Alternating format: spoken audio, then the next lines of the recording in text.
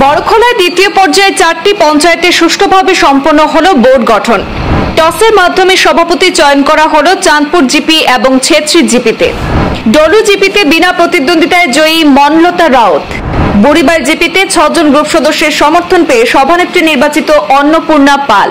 সোমবার দ্বিতীয় পর্যায়ে পঞ্চায়েত প্রতিনিধি গঠন প্রক্রিয়া শুরু হয় বড়খোলা বিধানসভায়। সকাল 10টা থেকে চাঁদপুর জিপির গঠন প্রক্রিয়া সম্পন্ন হয়। এতে ভোটাভুটি আরম্ভ হলে উভয় পক্ষ সমান সমান ভোট পায়, আর এতে কোনো সুরাহা বের হয়নি। অবশেষে সার্কেল অফিসার অরুণজ্যোতি দাস একটি সিদ্ধান্ত নেন, যেহেতু উভয় পক্ষের মধ্যে সমান সমান ভোট পড়েছে, সমাধান বের করতে তিনি টসের মাধ্যমে প্রতিনিধি চয়ন করার আদেশ দেন।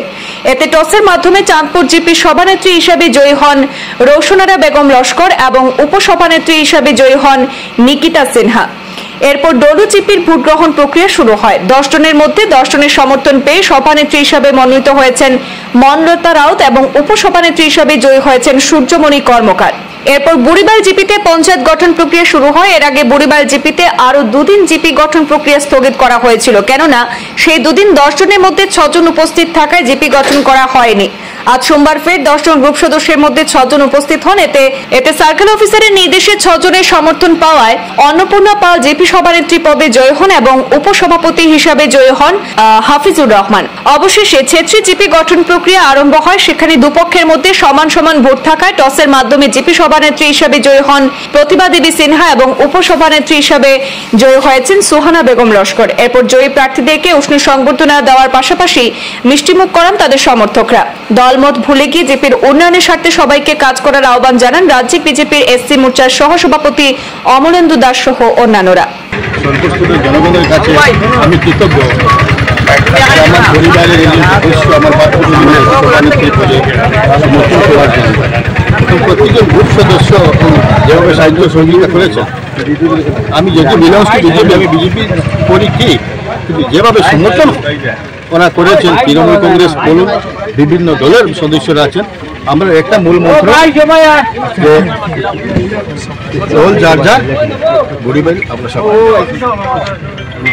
আর কেন্দ্রীয় সরকার মাননীয় প্রধানমন্ত্রী নরেন্দ্র মোদীজির নেতৃত্বে যে চলছে, সেই সরকারের যে জনকল্যাণকামী যে প্রকল্পগুলো হচ্ছে, বুড়িবাড়ি জীবিতে কাজ হচ্ছে, সঠিকভাবে হচ্ছে না। আমি গ্যারেন্টি দিয়ে আজকের দিনে বলতে পারছি, বাধ্য হচ্ছি 50 স্তরের কর্মী যারা লোকাল আছেন, 1 মাসের মধ্যে যদি এখানে কাজ করতে না পারেন তাহলে সরিয়ে যান। আর যদি কাজ করার ইচ্ছা থাকে সততার সহিত, আপনার অবাক হবেন যাদের মাথার উপর ছাদ নেই, এই ছাদ দেওয়ার জন্য প্রধানমন্ত্রী আবাস যোজনা শুরু হয়েছিল, কিন্তু বুড়িবাড়ি জিপিতে এমনও ঘর আছে, রামের ঘর করিমুদ্দিনের বাড়িতে বলছে, টোটাল বিক্রি হয়ে গেছে।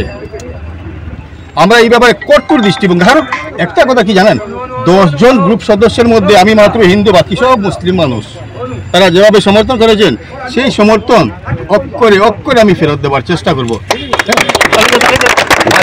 প্রধানমন্ত্রী আবাস নিয়ে বুড়িবাড়ি ফার্স্ট আসবে। যেভাবে ঘোটালা হয়েছে আপনারা ভাবতে পারবেন না। আগামী দিনগুলিতে আপনাদের নিমন্ত্রণ করব, আপনারা যাবেন, আপনাদের চমকে যাবেন কি চলছে এখানে। এদের যারা যারা জিপি সদস্যরা আছেন, যারা সাপোর্ট করেছেন, তাদের একটা কথা ছিল মূল, দুর্নীতিমুক্ত, দালাল মুক্ত। আমরা এটা করবো, আমরা প্রতিজ্ঞাবদ্ধ। আর আমরা আজকে যারা জিপি সদস্যরা আসতে পারেননি এই মিটিংয়ে, হয়তো বা বিভিন্ন ব্যস্ততার কারণে কারো হয়তো শারীরিক অসুবিধা থাকতে পারে, তবে একটা জিনিস আপনারা জানেন, এই নীরবতা সমর্থনের লক্ষণ। আপনার 10 জনের সমর্থন আছে, আমি বিশ্বাস করি। আপনার নাম? আমার নাম প্রবিতা দেবী সিং।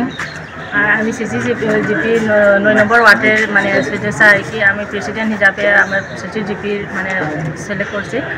আর এখন আমি সিসি জিপির মধ্যে আমরা হিন্দু মুসলিম সব আমরা একসঙ্গে একসাথে আমরা সুন্দর হইয়া আমরা ভারতীয় জনতা পার্টি বিজেপি লাগি কতটুক সুন্দর হইয়া চলতে পারবো, এগুলাই আশা আছে। আর গণতন্ত্রের প্রক্রিয়ার একদম চূড়ান্ত প্রক্রিয়া হয়েছে সিসি জিপিতে। আমরা নির্বাচিত আমাদের সভানেত্রী পেয়েছি প্রতিভা। আমরা দেখেছি, আমরা সাক্ষী ছিলাম, যেখানে সিদ্ধান্তের ক্ষেত্রে স্বাভাবিক কোনো দলীয় টিকিটও হয়নি।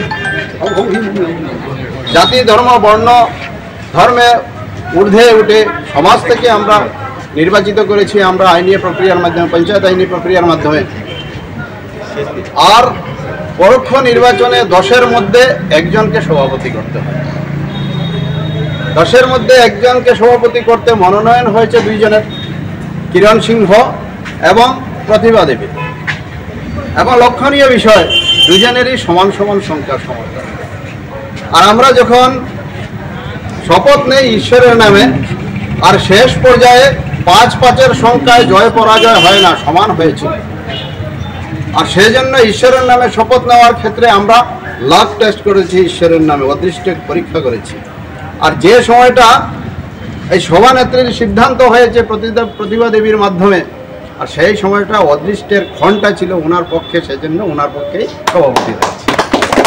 সমান্তরালভাবে কিরণ সিংহকে আমরা সঙ্গে নিয়ে প্রতিভা দেবী কাজ করবেন আগামী দিনে, সেখানে কোনো সন্দেহ নেই।